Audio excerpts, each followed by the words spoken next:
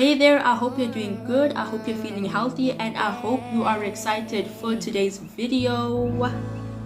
So this topic I'll be filming here today, I've actually had this topic on my mind for quite a while now, just like every other commentary video of mine. So I really hope if you enjoyed this video, you comment down below, you leave a like, and of course you subscribe. So without any further ado, let us get into the K-pop parasocial content. So as a result of me starting my own YouTube channel, obviously I noticed that this parasocial relationship thing is a real thing. Now, how I began to notice it is that I'd always be interacting with people in the comments. Like recently I've been interacting a lot with people in the comments. I've been having conversations, asking people questions, just doing the normal back and forth. Then I realized that these people know what I look like and they know who they're discussing their opinions and thoughts too, but I don't know what they look like. All I know is what they're typing out here on the screen. This made me further realize that this relationship that I am creating with like my subscribers and the people who comment in my video, it feels almost one-sided, where they know me and what I look like, but I don't know them and what they look like, which means there's a certain boundary between me and them that I cannot cross over unless I find out what they look like. A lot of social media is built off of parasocial interactions, and parasocial interactions then further build a parasocial relationship. So I think parasocial relationships in K-pop were actually built through parasocial interactions. These parasocial interactions that further built a parasocial relationship between fans and K-pop idols are, for example, the following: how friendly K-pop idols would be with fans, how sometimes fans would actually ask K-pop idols for their advice, how some fans will actually treat their idols like their therapist. By this I mean like they'll say, oh, I was feeling sad today, do you have anything that you can say to help me, or is there anything I can do to help me feel less sad, that type of thing. How some fans actually get so defensive over their K-pop idol, that whole clear the searches chat. These are just to name a few examples, but these are the type of things, these are the type of parasocial interactions that further build a parasocial relationship between fans and celebrity. But now these parasocial relationships cannot just be built off of nothing or maintained off of nothing. There are certain apps and platforms that have actually encouraged parasocial relationships in K-pop. Apps such as VLive, having your idol go on live, having your artist, your K-pop artist, your favorite K-pop artist go on live, you get to see them in real life time, and you get to feel like you're building a little connection with them as you see what they're doing as they speak to you. Sometimes they even get chances to read comments, sometimes they ask you questions, sometimes they answer your questions, sometimes they see your jokes. It's just always a little back and forth thing on apps such as VLive, Instagram Live as well for idols who are allowed to have their personal Instagrams. They also have their Instagram lives, and it's always fun to see them join a live with someone else. Or when we're on VLive, for example, and you happen to see another idol come and sit in the room with them, those type of interactions are always so fun. And I think what makes it so much more fun for K-pop fans is that it's a real life thing, and that's what strengthens the parasocial relationships. Like the Bubble platform, the fact that there is a platform where we can pay to actually like personally communicate with our idols. While these answers might be computer generated or very much scripted, there is this interaction, there is this feeling like we're speaking to our one person, I guess, like our friend, someone that we would view as someone we're comfortable enough to text and to message. So now obviously the thing that has really become popular is the K-pop fan meets via video call. Those are separated by a screen, but at least it's always like a one-on-one. But the thing about these ones is that it's a little bit more specific because it's always one person, it's always acquired by a lucky chance, which means that the general mass can't just get a video call with the idol or just a one-on-one video call with the idol. It doesn't happen to everyone. Like for me, example, right now, I wouldn't be able to just get a video call with Mingi, but someone else may have gotten the chance to win it, and they may have gotten the chance to be on that video call with them, to have that type of interaction. It is building the parasocial relationship because of the fact that this is an online thing, this is a social media interaction, and it is again scripted. It is again fan and celebrity interaction. There is that distinction, there is that separation,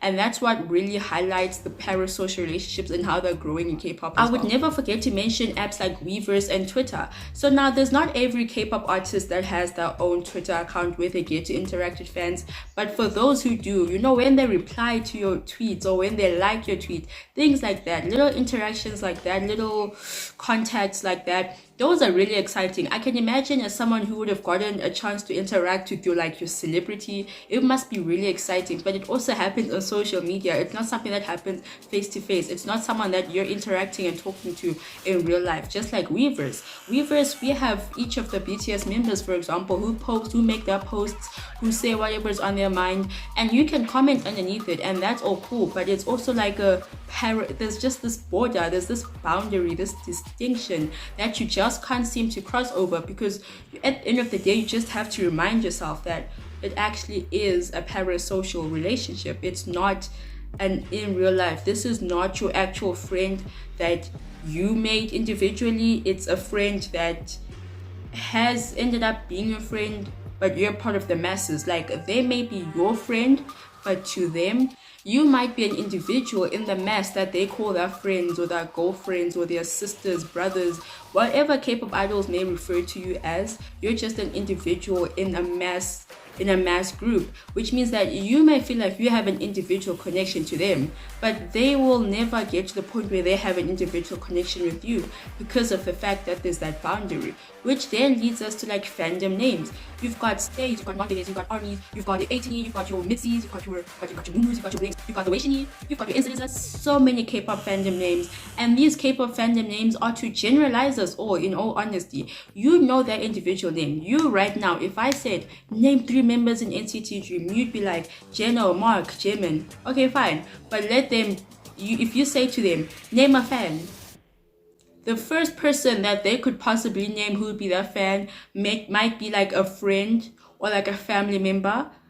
You know, those are the type of people that they would name as a fan. Someone who's actually has an interpersonal relationship with them. They wouldn't name me. They wouldn't name you specifically. The reason why they wouldn't name either of us is because of the fact that we're just individuals in a mass group that they call citizens, that they call stays, for example. And this also highlights the parasocial relationship. It also highlights the distinction, the boundary. It also highlights that we are completely separate from our K-pop idols, that the fact that we've only ever seen them through a screen.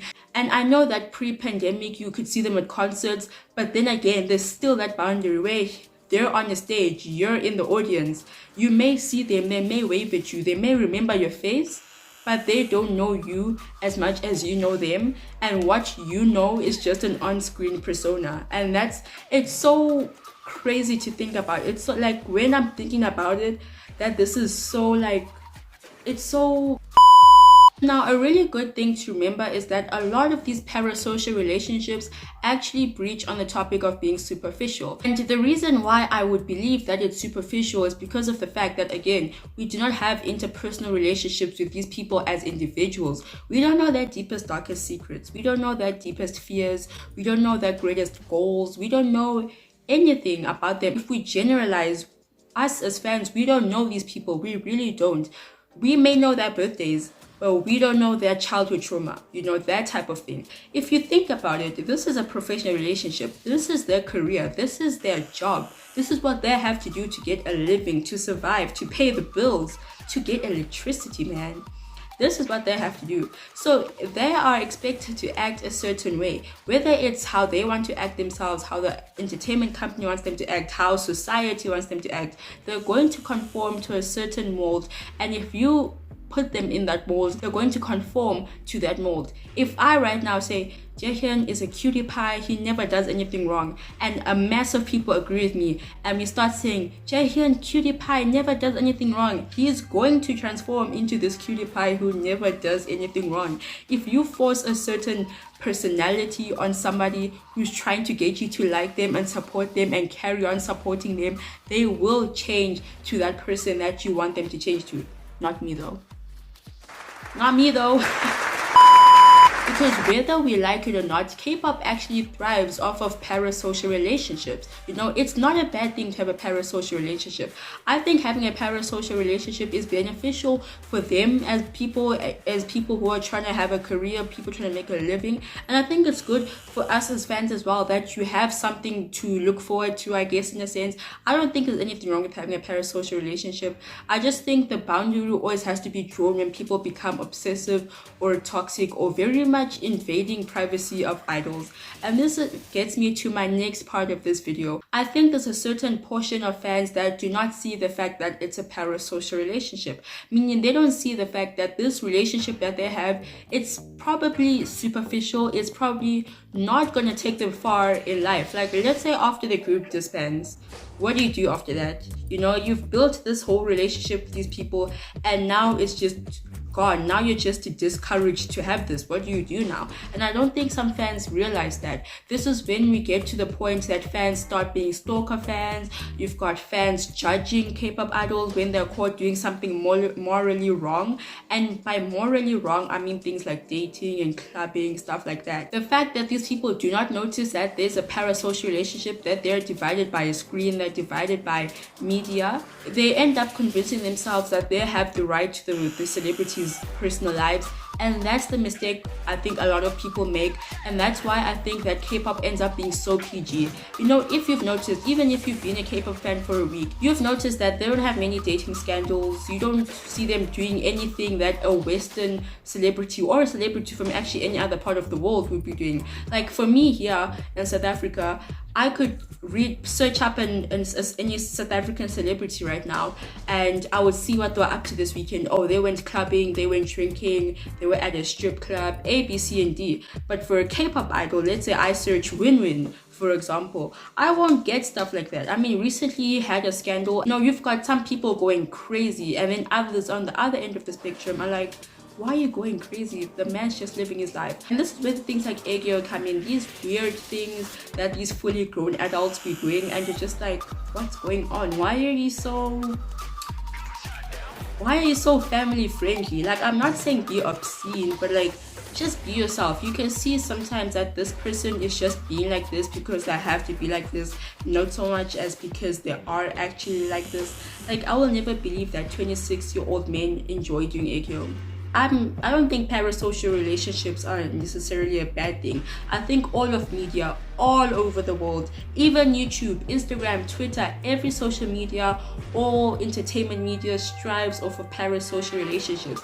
And I think the best thing we can do as people, you know, who just happen to be in the age of media, just embrace the parasocial relationship. Embrace that you can find companionship online in someone. You know, I'm not saying be open to every friendship online because it can be very dangerous. You can be catfished, you can be tracked online.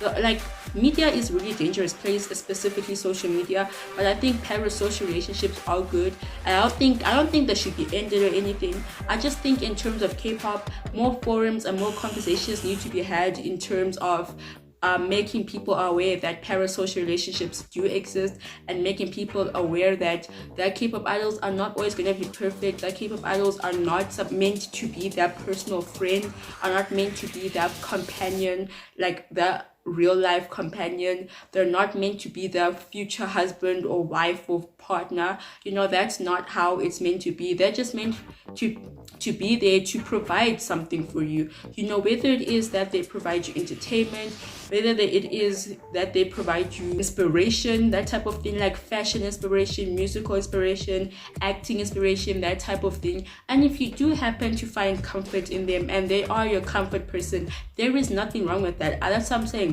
Parasocial relationships can be good. I just think we all need to realize that there's certain boundaries and lines that need to be drawn, and these type of lines and boundaries that need to be drawn are the conversations we need to have with each other that remind us these people are just doing their job and I must just support them. That type of mindset. And I don't think it should ever change. Parasocial relationships in K-pop will never change, and they're probably destined to get even stronger. With Lee Soo-man from SN Entertainment making this his AI that he made as ISPA, if he finds a way to further expand that, there is a possibility that he'll find a way to make these parasocial relationships so realistic that we'll end up not even knowing where to draw the line. So I think we need to start now. We need to be very much aware for ourselves that, hey, these relationships are never gonna go any further than celebrity fan. And yeah, that is it. That is how I'm gonna close off this video. I don't think I actually said anything particularly negative in this video, and I really enjoyed filming this. I really enjoyed filming this video. I had so much fun. If you've made it this far, thank you so much for watching this far. You're so cool. You are so cool, and I really hope you all look forward to my next uploads. And yeah, that is it for today's video. I really hope you enjoyed it.